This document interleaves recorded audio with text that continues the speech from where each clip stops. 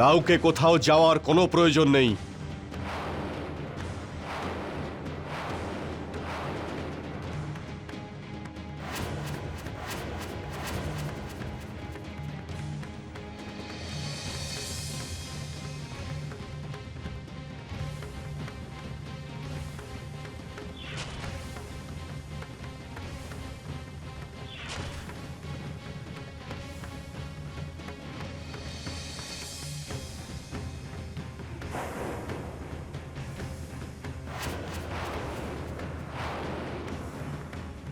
কাকা মহারাজ,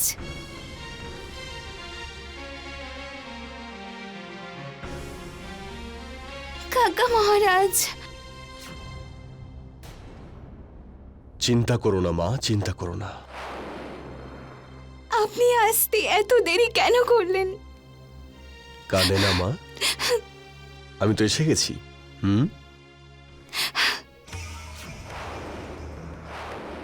এবার সব ঠিক হয়ে যাবে।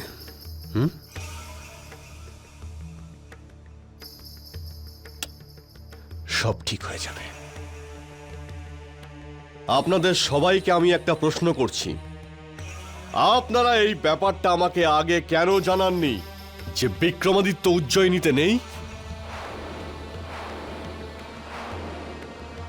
আমি তো মঞ্জলির পত্র থেকেই জানতে পারলাম, না হলে তো এই কথা আমি জানতেই পারতাম না। আপনারা বলুন যে আমাকে আগে কেন এটা জানানো হয়নি?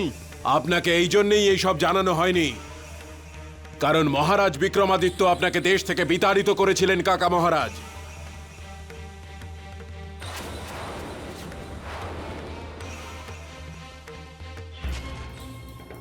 কাকা, আপনাকে দেশদ্রোহিতার অপরাধে দেশ থেকে তাড়িয়ে দেওয়া হচ্ছে।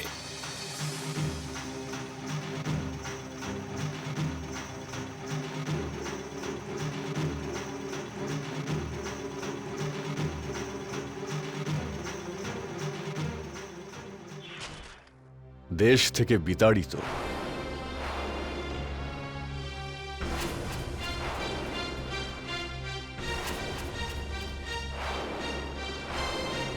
আমাকে সেই কথা মনে করানোর কোনো প্রয়োজন নেই কারণ এই দেশ থেকে বিতাড়িত হওয়ার কারণে উজ্জয়িনীর নাম আমার মন থেকে মুছে গেছিল।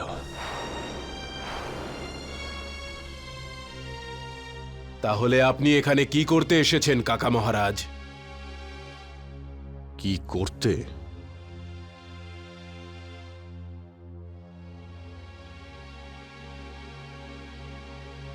আমি এখানে এসেছি আমার মাতৃভূমিকে রক্ষা করার জন্য, আর এটা আমার জন্মগত অধিকার।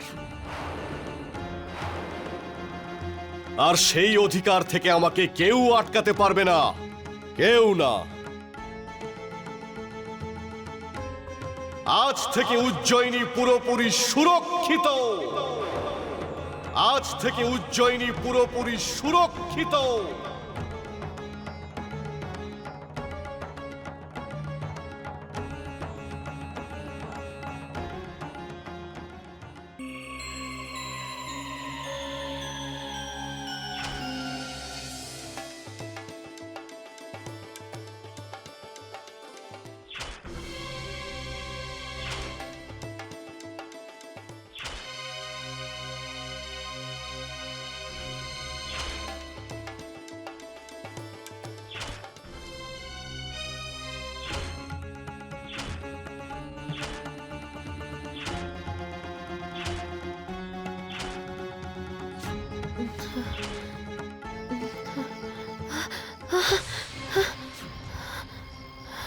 না, এটা হতে পারে না। মহারাজের বিবাহ, এ তো অশুভ লক্ষণ। এটা কিছুতেই হতে পারে না।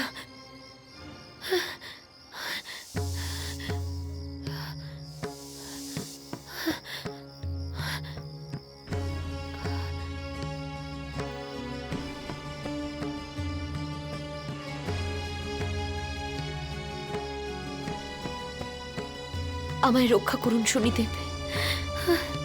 যদি এরকম কিছু হয় তাহলে আমি মরে যাব। ওম শম শনিশ্চরায় নমঃ।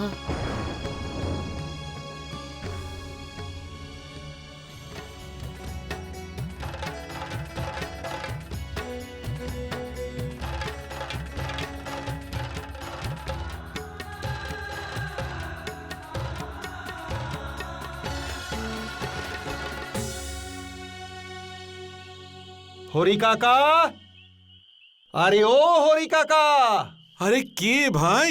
আরে এসো এখানে, তবে তো আমি বলবো। আসছি আসছি, একটু দাঁড়াও। আরে এটা কি হরি কাকা, তোমার বাড়ি খুঁজতে খুঁজতে আমার পা ব্যথা হয়ে গেল। মাফ করো ভাই, আমি তো ঠিক চিনতে পারছি না। কে তুমি? আরে আমাকে চিনতে পারছো না? আরে ওই প্রবাদটা তো তুমি নিশ্চয়ই শুনেছো, এই দুনিয়ার সকল মানুষ আমার নিজের ভাই। আমি হলাম দয়ারাম নাপিত। দয়ারাম নাপিত? তোমার মামার মাসির ছেলের শ্বশুর আমাকে এখানে পাঠিয়েছে।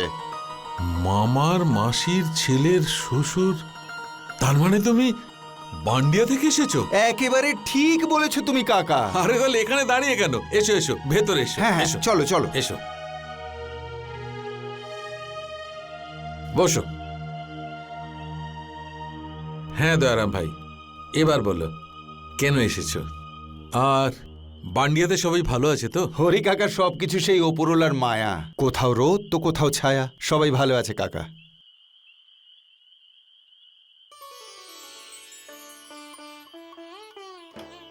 হরি কাকা, এটা তোমার মেয়ে? হ্যাঁ হ্যাঁ, আমার মেয়ে। তোমার মেয়ের জন্য একটা সম্বন্ধ এনেছি। সত্যি? মা আলোলিকা, হ্যাঁ বাবা। ভেতর থেকে মাকে পাঠিয়ে দে তো। আচ্ছা বাবা।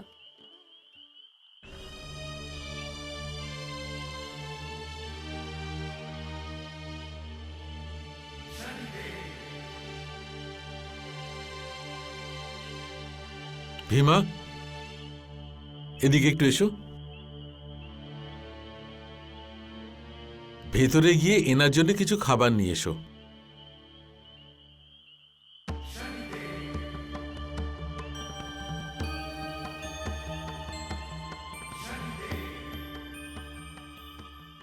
মা, তোমায় বাবা একটু বাইরে ডাকছে। আলোলিকা, বাইরে কেউ এসেছে, খাবার কিছু পাওয়া যাবে? আলোলিকা, আমি তোমাকেই বলছি।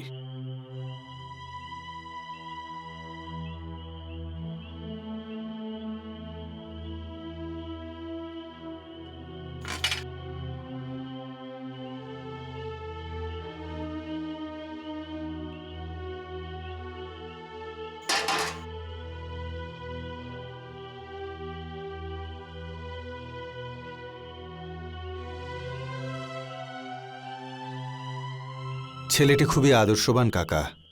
সকালে ঘুম থেকে উঠে বাবা মাকে প্রণাম করে তারপরেই নিজের কাজে যায়। সত্যি? বাহ, পাত্র তাহলে খুবই ভালো। দয়ারাম ভাই, তুমি তো আমার চিন্তাই দূর করে দিলে। ও, ভীমা এসে গেছে। নাও, জল আর গুড় খাও। গুড় কাকা? গুড় তো আমি খুবই ভালোবাসি, দাও ভাই দাও। বাবা একটু শোনো না। আসছি, আমি এখনই আসছি। যাও কাকা।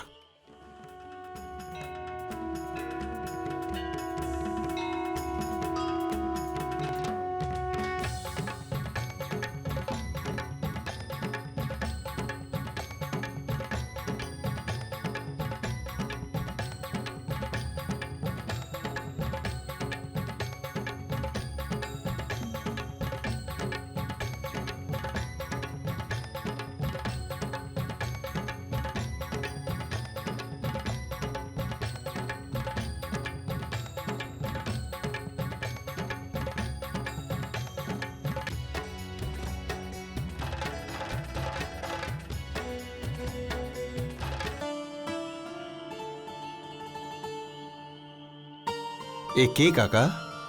এ হচ্ছে ভীমা। বেচারা খুবই অসহায়, আমাদের এখানেই থাকে, বাড়ির ছোটখাটো কাজ করে দেয়। মানে এ তোমার বাড়ির চাকর?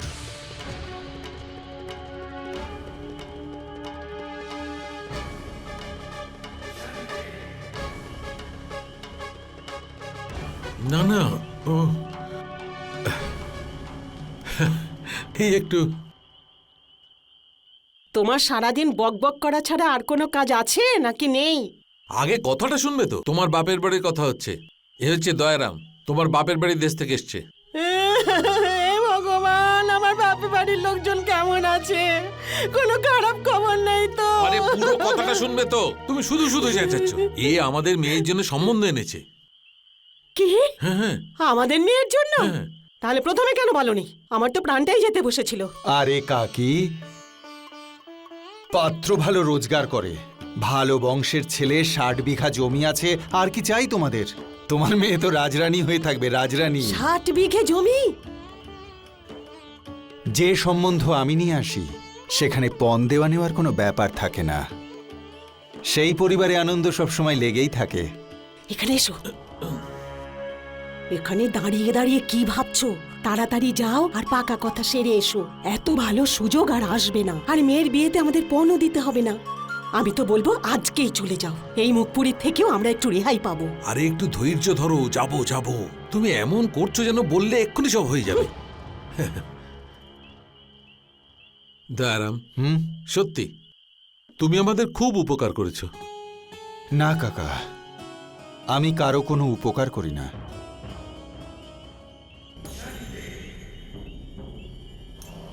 আমি তো শুধু পথ দেখাই।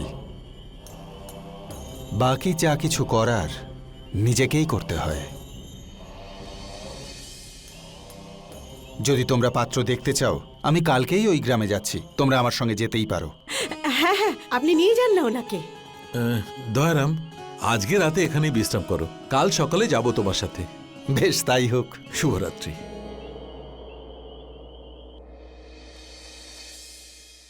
এই এই এই এই এটাই খামতি আপনাদের মধ্যে। এমনিতে খুব নীতির কথা শোনান, কিন্তু সঠিক সময় এলে নিজেরাই নীতির অবহেলা করেন, তাই না? নবরত্ন, 9 জনই বুদ্ধিজীবী আর 9 জনই জ্ঞানী আপনারা, কিন্তু আপনারা সবাই মিলে একজন বিক্রমাদিত্যের জায়গা পূরণ করতে পারছেন না। একজন বিক্রমাদিত্যের। একদিক থেকে আপনি ঠিকই বলেছেন কাকা মহারাজ।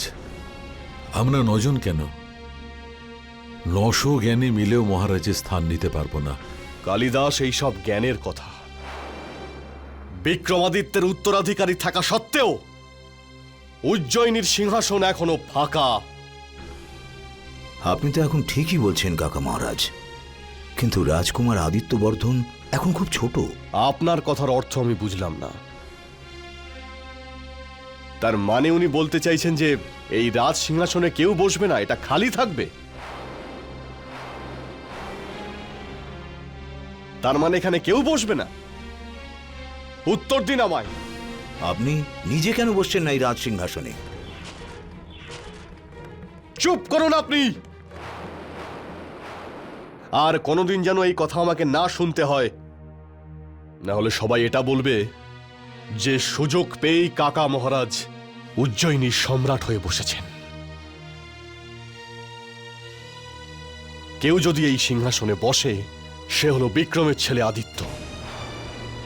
সেটাই তো আমি বলেছিলাম যে আসছে পূর্ণিমাটাই শুভ মুহূর্ত আদিত্যবর্ধনকে সিংহাসনে আমি এই বসানো। পূর্ণিমার জন্য কোনোভাবেই অপেক্ষা করতে পারবো না। খুব তাড়াতাড়ি আদিত্যবর্ধনকে গুরুকুল থেকে নিয়ে এসে এখানে সিংহাসনে বসাতেই হবে।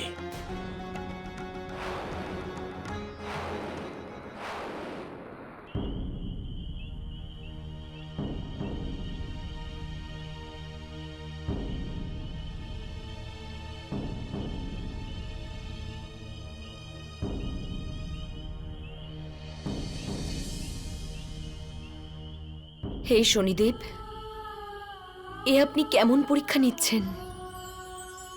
আজ আমি আপনাকে কি ভোগ দেব? আমার কাছে তো কিচ্ছু নেই। মহারানী মদনলেখা, আমি তোমার শ্রদ্ধা আর ভক্তি দেখে খুবই প্রসন্ন হয়েছি, আর সেই ভক্তির ফল আমি বিক্রমাদিত্যকে দিচ্ছি। তোমার এই ভক্তির জন্যে তোমার স্বামীকে ওই আলোলিকার থেকে বাঁচাতে আমি নাপিত সেজে হরিকাকার বাড়ি সম্বন্ধ নিয়ে গিয়েছি। না হলে তোমার স্বামী বিক্রমাদিত্যের পূর্বজন্মের কর্ম তো এমনই যে তাকে 7.5 বছর ক্ষুধা তৃষ্ণায় তিল তিল করে কাটাতে হতো। মহারানী মদনলেখা, আমি মহাদেবের দেওয়া ন্যায়ের সিংহাসনের সঙ্গে বাঁধা।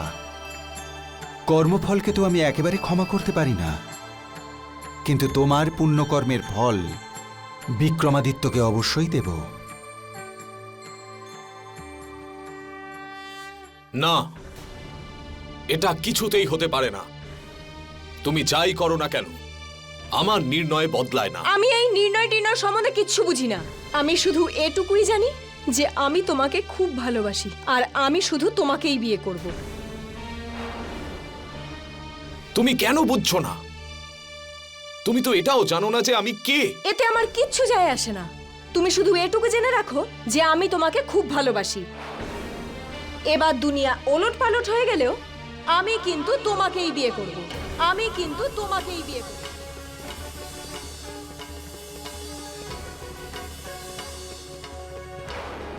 আলোলিকা, আমার বিয়ে হয়ে গেছে।